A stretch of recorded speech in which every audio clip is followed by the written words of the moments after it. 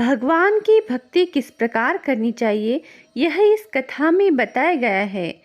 पूजा पाठ करते समय हमें भगवान के सामने किसी तरह की शर्त नहीं रखनी चाहिए।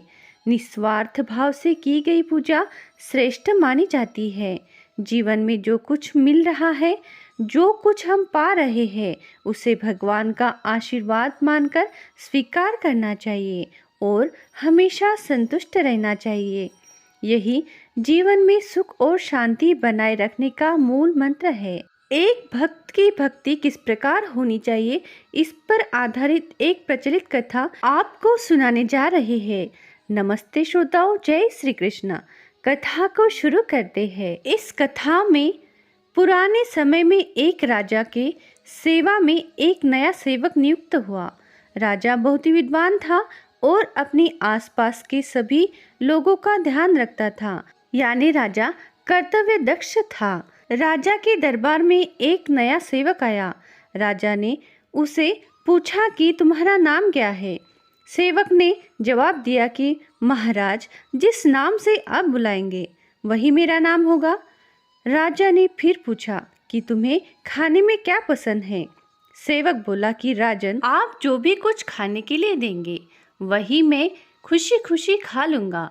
राजा ये जवाब सुनकर हैरान हुआ। फिर उसे पूछा, तुम्हें किस तरह के वस्त्र पहनना पसंद है। सेवक ने फिर कहा कि महाराज, आप जो भी वस्त्र देंगे मैं खुशी खुशी धारण कर लूँगा। राजा ने अंतिम प्रश्न पूछा कि तुम्हारी इच्छा क्या है। सेवक ने कहा कि महाराज, एक सेवक की कोई इच्छा नहीं होती, मालिक जैसा रखता है उसे वैसा ही रहना पड़ता है।